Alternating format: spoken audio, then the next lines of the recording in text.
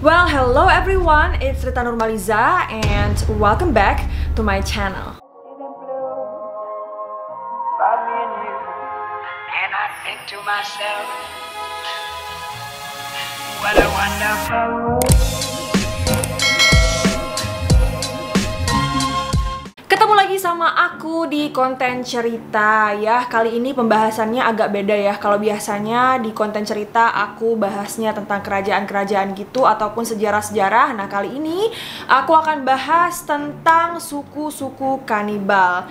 Penasaran bagaimana ceritanya? Makanya kalian harus stay tune terus ya. Jangan di skip. Make sure to keep on watching. Oh ya, buat teman-teman yang baru di channel aku, selamat datang dan selamat bergabung. Jangan lupa di klik tombol subscribe dan juga aktifkan notifikasinya. Channel aku tayang setiap Selasa, Kamis, dan Sabtu. Jadi make sure kalian tidak ketinggalan video-video menarik dari aku yang lain. Oke?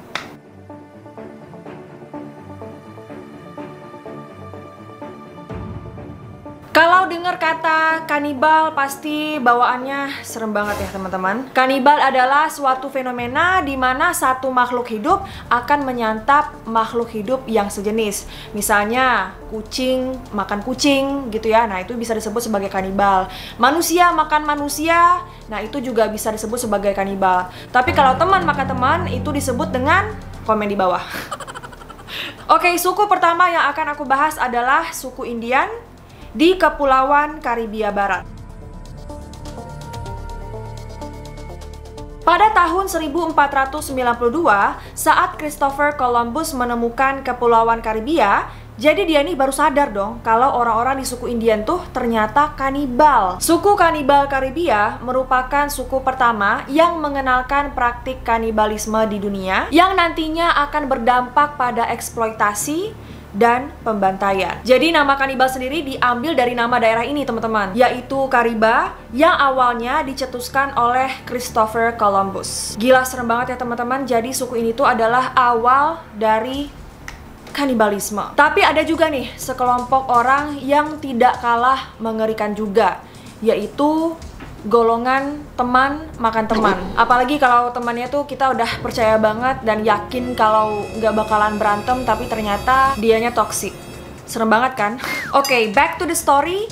Jadi mereka awalnya ngelakuin kanibalisme ini sebagai bentuk balas dendam dikarenakan banyak jumlah korban yang berjatuhan akibat perang. Jadi mereka melakukan kanibalisme ini bukan tanpa alasan ya, tapi lebih kayak melampiaskan amarah. Tapi kalau aku melampiaskan amarah ya nggak sampai makan orang juga sih. Tapi ya kalau kalian melampiaskan amarah kalian, apakah kalian makan orang?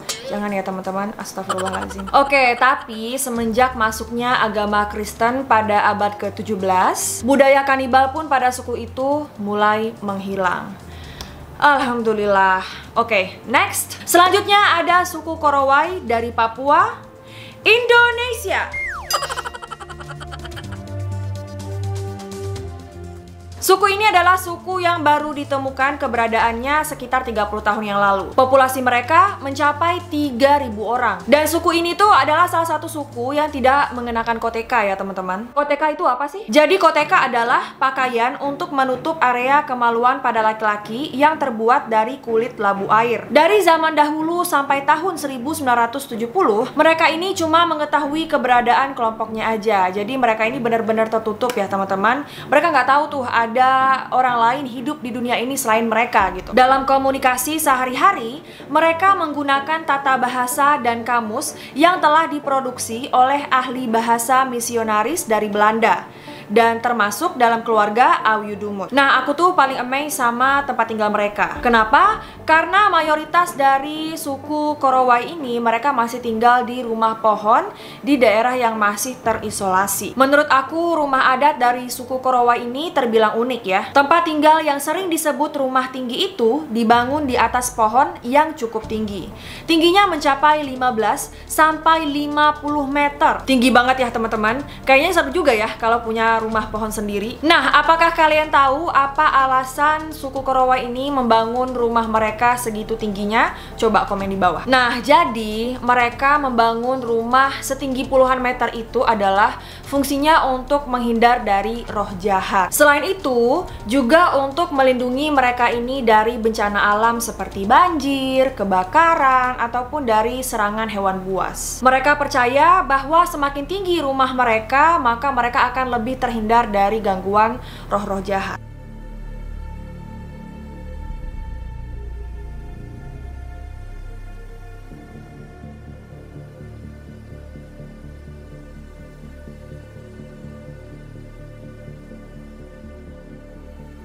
Oke, yang ketiga ada suku Aztec.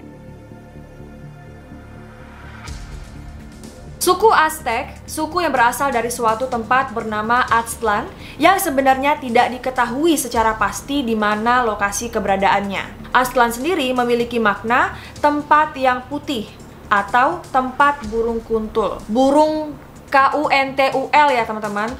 Jangan salah, jangan ngadi-ngadi. Suku Aztec berpusat di Tenochtitlan, Meksiko, Amerika Tengah. Jadi teman-teman, suku ini tuh diketahui selama bertahun-tahun mereka mengembara mencari tempat tinggal. Hingga pada tahun 1200-an mereka sampai di lembah Meksiko yang telah didiami oleh orang Indian lain. Mereka juga sempat menetap di suatu wilayah yang dihuni banyak ular. Tapi syukurnya ular-ular itu diusir oleh raja setempat. Sekitar tahun 1325 mereka akhirnya tiba di sebuah pulau kecil di Danau Texcoco dan memutuskan untuk membangun pemukiman yang sekarang dikenal dengan sebutan kota Tenochtitlan. Nama Aztec sendiri dianggap tidak asli karena mereka menyebut diri sebagai Tenoca atau Meksika. Nah, ada sesuatu hal yang kalian harus ketahui ya. Jadi suku Aztec ini memiliki suatu tradisi yang bisa dibilang cukup rumit. Hal ini disebabkan oleh kepercayaan mereka pada banyak dewa atau disebut juga politeis. Jadi nih, setiap berhasil menaklukkan sebuah wilayah, suku ini menambahkan semua dewa dari wilayah tersebut ke agama mereka. Mereka meyakini bahwa bantuan para dewa untuk keberlangsungan hidup mereka membutuhkan imbalan berupa pengorbanan. Dan mereka benar-benar berkorban ya untuk agama mereka. Mereka sanggup mengorbankan lidah, telinga, bahkan alat kelamin mereka untuk mendapatkan bantuan yang penting. Dan sejarah menyebutkan bahwa ritual dari suku Aztec ini telah menghilangkan puluhan ribu nyawa manusia. Darah dan jantung para tumbal dianggap sebagai air yang berharga bagi para dewa. Upacara pengorbanan dilakukan dengan berbagai tahapan. Pertama-tama nih, mereka seleksi dulu korbannya. Setelah itu, korban dibawa ke alat dalam kuil atau piramida. Kemudian barulah pendeta melakukan eksekusi dengan cara menyayat dada dan mengambil jantung ketika korban masih hidup. Setelah itu, jantung korban dibakar dan mayat korban dilempar dari piramida. Kebayang gak sih kalau misalnya kalian lagi liburan gitu ya, tiba-tiba terdamparlah ke lokasi mereka dan kalian jadi korban ritualnya. Oh my god, amit-amit ya Allah. Untunglah kita tinggal di Indonesia. Aku takut banget dengar ceritanya. Oke, jadi pengorbanan ini tuh adalah suatu bentuk ritual penyembahan yang dipercaya dapat menolong mereka. Gitu ya teman-teman. Meski sejarah mengatakan bahwa ritual sadis suku Aztec adalah bentuk persembahan bagi dewa-dewi, tetap ada yang memberikan penyangkalan terhadap mereka. Seorang antropolog bernama Michael Harner berpendapat bahwa pengorbanan manusia suku Aztec ini adalah karena mereka tidak memiliki cukup daging untuk makanan mereka. Tapi diketahui suku ini dapat menghasilkan jagung dan kacang-kacangan serta beternak. Banyak rumor mengatakan bahwa pengorbanan itu adalah hipotesis lain dan mereka berkata bahwa tujuannya adalah untuk menakut-nakuti para pembangkang dan pemberontak. Karena sebagian besar dari korban adalah tawanan perang dan orang-orang dalam suku yang bersalah. Jadi ada kayak apa ya, konspirasi gitu. Mereka ini melakukan pengorbanan itu apakah karena ritual kepercayaan mereka, atau mereka ini cuman kayak nakut-nakutin orang lain, atau ada juga yang berpendapat mereka ini melakukan pengorbanan manusia itu karena nggak punya cukup makanan. Oke, next. kita akan membahas suku yang sangat ditakuti, yaitu suku Fiji.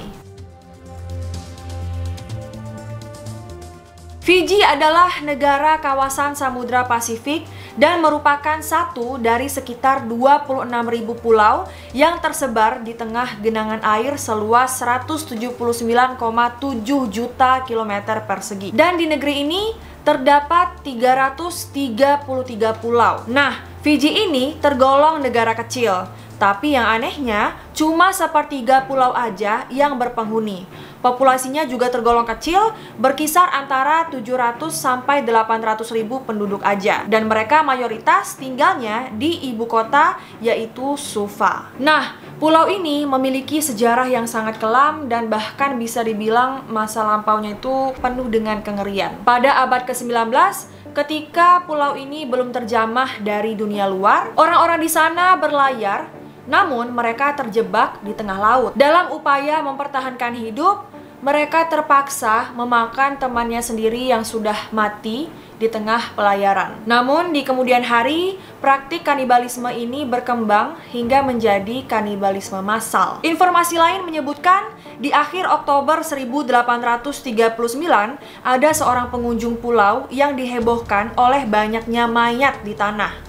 Saksi tersebut melihat bagaimana kekejaman penduduk Fiji yang menganiaya para pria dan wanita hingga mati. Mereka membersihkan mayatnya, lalu mengeluarkan isi perut mereka untuk dimasak. Dan konon, mereka yang dibunuh oleh orang-orang tersebut karena akibat terombang-ambing di tepi lautan. Ini gila, serem banget sih. Bayangin kita lagi liburan naik kapal gitu ya, tiba-tiba kapalnya terdampar di pulau itu. Terus ya, kalian tahulah bagaimana ceritanya. Suatu daerah di sisi utara Pulau Viti Levu Raki-Raki terdapat tempat peristirahatan Udre-Udre yang merupakan seorang ratu Fiji sekaligus kepala suku pada abad ke-19. Kuburannya menjadi salah satu tempat wisata yang hingga kini kerap dikunjungi warga lokal maupun wisatawan. Di sana terdapat 873 batu. Dan tahu nggak sih? Ternyata batu-batu tersebut menandakan orang-orang yang menjadi korban kanibalisme sang ratu pada masa lampau. Nah, itu dia teman-teman suku kanibal versi cerita aku. Ya, kalau misalnya kalian suka video ini, make sure to like, comment, share, subscribe, and turn on post notification supaya kalau aku upload video baru kalian tidak ketinggalan.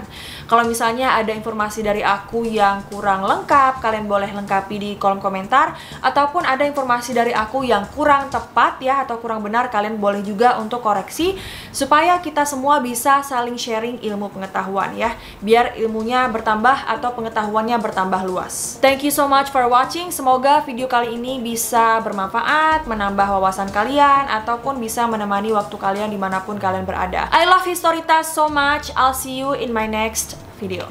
Bye!